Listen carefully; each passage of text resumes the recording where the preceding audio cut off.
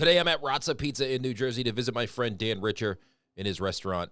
We are going to sit down, have some pizza. He's going to show us around the kitchen a little bit, show us around his pizza, how he makes the dough, everything that goes into running this restaurant, as well as his story. He's got a fascinating story about how he got started because, as you can see here, his restaurant is pretty busy. It didn't always start that way. He was struggling for 4.5 years. So just pushing through, and COVID happened and all of that. He made it successful, and everybody sees the final product here with a lot of employees, a great team, a busy restaurant, the accolades, the book, the TV shows and commercials that he gets to be on.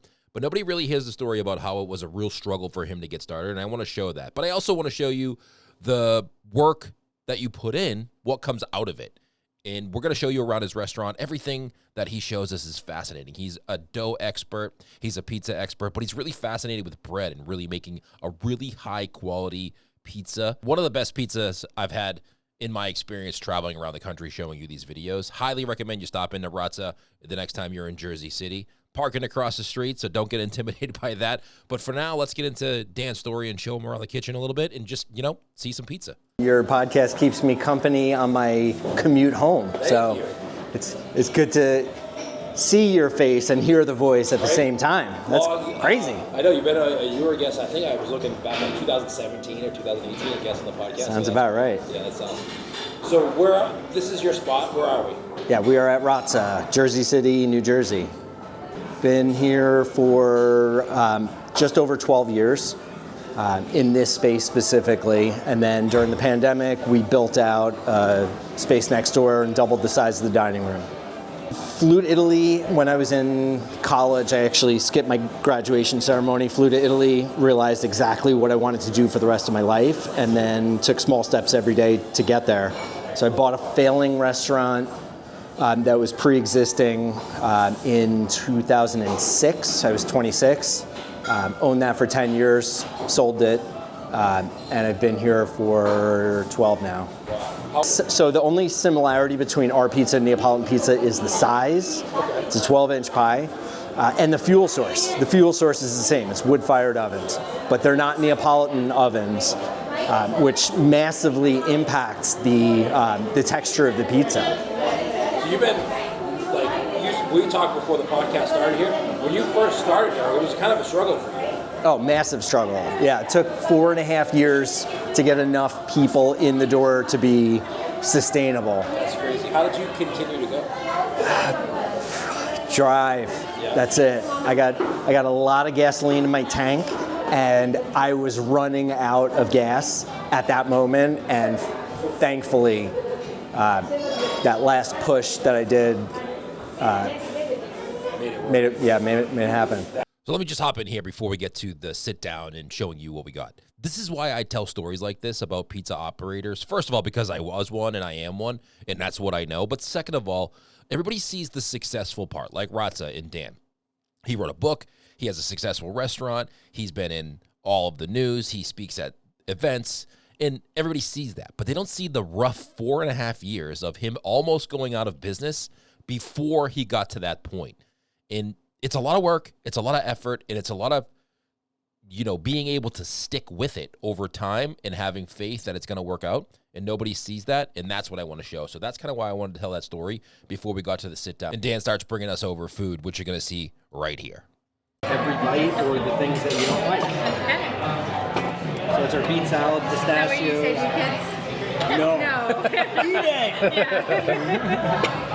All right, so there's our beet salad, pistachios, pistachio cookie, beets, a little bit of herbs and goat cheese. There's our apple salads, one of our seasonals, Jersey apples, caramelized walnuts. I was going to say walnut, yeah. Yep, smoked ricotta cheese that we do here. Yeah, I saw you guys do. I saw you guys do the mascarpone. And apple cider. That's amazing. So the beet salad was good. The pistachio cookies were great. But my favorite thing of these two appetizers was the apple salad. I have to say, it was probably one of my favorite appetizers I had at Razza. Just crisp apples, nice dressing. I liked the mixture of a little salt, a little savory with the walnut, with the dressing, with the apple, with the salad. Perfect mixture. Dan nailed it with that appetizer, and now we're on to the next one. We were just talking about you. This is the good, oh man. Dude, that apple salad was unbelievable. Yeah. You like it? Yeah. meatballs, ricotta, and this is one of our seasonal things, delicata squash, roasted in the wood-fired oven, a little bit of rosemary, some brown butter. Now, I have to say, I watched Dan's team make the meatballs, so obviously those are great if you go in there and get the meatballs. But that squash, there was just something about the texture of the squash and the way Dan cooked it with the brown butter in the wood-fired oven. I'm not a squash person, but I do have to say that that squash appetizer was prepared perfectly. Moving on to the pizza, we got a few different pizzas. Dan was gracious enough to kind of keep bringing us pizzas because he wanted us to try pretty much his entire menu, it felt like. The pizzas that he brought over initially were two different styles of Margherita pizzas. One is the traditional Margherita pizza, had tomato sauce, handmade mozzarella that they make in-house, basil, sea salt, and California extra virgin olive oil. And then the other one, which they have a seasonal Margherita pizza, depending on the season and the way that they make the mozzarella cheese and where they get it from. I'll explain that to you right now in this little clip right here. So this is two Margherita pizzas made very differently. This one's like a traditional Margherita pizza, the cheese they make here, and then this one is a Margherita pizza with cheese from Pennsylvania, and the tomatoes are from Jersey tomatoes. So he kind of explained this as two glasses of red wine, where it's like the same kind of product, but it tastes very, very different. So why are you laughing at me over there? You're going on my YouTube channel. So let's try it out. And I like the way that these are baked, got the nice bottom crisp. The one thing I do see them doing over there, every time a pizza comes out, they look at the bottom of it. Like if you watch the guy over there, I got it. Oh, cool. He watches, like looks at the bottom of it to make sure it's cooked properly before they send it out to the table. So they said this is round one. We've already had 6 appetizers, some bread and butter, and then 2 Margherita pizza. He said this is round one. Trying to kill us. And then after this one, he brought out 2 more pizzas, which one was my favorite. This is not my favorite. This is the one I enjoyed, but not my favorite. Fungi, fresh mozzarella, mixed mushrooms, shaved onions, chives, and Parmigiano cheese on top. And the one that was my absolute favorite, which I didn't think would be, was the Cavallini. It's Brussels sprouts, fresh mozzarella, melted anchovies and garlic, onions, Parmigiano, and then lemon. It was unbelievable. It was probably my favorite pizza that I had at Dan's, even though his Margherita pizzas were great.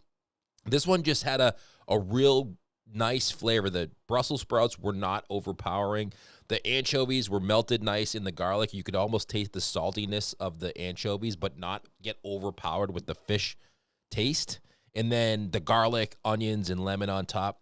Dan's right. If you are not an anchovy lover, try that pizza because it will turn you into an anchovy fan. And then we ended with some dessert. Now, Dan makes all of his desserts in-house. His team makes everything that you see on this menu in-house, which is really hard to do. And he was saying that, I'm a baker, but I'm not baking desserts. I usually bake bread and dough. So, don't hold me to the fact that these desserts are going to be amazing. But I have to say the desserts were maybe one of the best parts. He nailed them. We got an olive oil cake, we got a panna cotta, and we got tiramisu. And he made them all in-house with his team. And I think he nailed every single one of them. We were looking at those after all the pizza we ate and all the appetizers we had. And we was like, you know what? I don't know if we're going to be able to get this dessert down, but I'm pretty sure we cleaned every single bowl of those desserts, and they were great. As we wrap it up here, I'm going to leave you with a little tip from Dan. I asked him at the end of this, hey, what would you give, a piece of advice you would give somebody who's looking to open a pizza shop? Because Dan has gone through it all. He bought a failing pizza shop, turned it around, sold it, bought Razza, running them both at the same time, which you'll hear in the full interview that we do on our other channel. I'll link that up in the description below. He was running both those restaurants, sold the other one, worked on Razza, was failing for 4 years, stuck to it. Now you see this successful restaurant, and Dan's crushing it at Razza, so I highly recommend you do that. But this is Dan's advice for anybody who's looking to get started. Pizza, so someone who wants to open a shop or is looking to get into the pizza business, or maybe they have a shop and they're struggling like you were. What's a piece of advice you would give them? What helped you back then? Having faith in yourself and conviction, and making sure that your gas tank is always full, or at least half full. You got to take care of yourself, and you have to make sure that it's something that you really want to do. If you just kind of want to do it, or if there's any trepidation, don't do it because it's hard, it's challenging. I always thought of this business as being kind of basic. It's very simple, right? We make a product, we sell the product. If we make people happy, they're going to come back. But it's far more complex than that, and you're going to have to learn every step of the way, whether it's understanding how a proper restaurant P&L should look or a balance sheet. That is should be your guiding light, because if the P&L ain't working, business is not working. If business is not working, you should just go home. You have a hobby. Yeah. You don't have a business. Exactly. You just make pizza at home and have fun doing it. Yeah, have more fun. It's a responsibility to employ people and be in control of their growth and development. And I genuinely want everybody working here to make a ton of money. I feel responsible for that. It's one of the reasons why I'm here every day. Is I'm responsible for that. So you got to show up. It's not a hands-off business. But keep going. That's the big piece of advice. Well, I appreciate you having me here and let me kind of hang out in the kitchen and show everybody. So appreciate you. Where can people go follow you guys on social media? Social media, it's at Razza NJ, like New Jersey.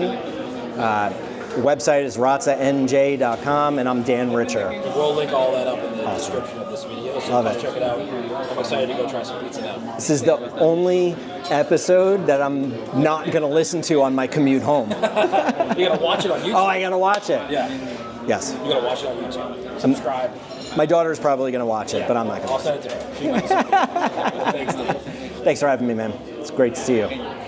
Dan, so much for having us and being such a great host and having a tremendous pizzeria. Do me a favor. If you're watching this and you got this far, hit the like button, hit subscribe. And if you are visiting Jersey City in New Jersey, make a point to stop in to see Dan at Razza. I promise you, you won't regret it. Let him know if he's there. You heard him on the Smart Pizza Marketing Podcast, the one you're watching right now. Dan's a great host. I have to say, too, not only is Dan a great host, but every single one of his team members there was unbelievable. Super staff, very friendly, very hospitable, and they make you just feel very comfortable in the space. Thank you so much for tuning in. Let me know if you've ever been there, where you're watching this from. I would love to hear from you in the description and the comments below. We'll see you right back here next week, everybody.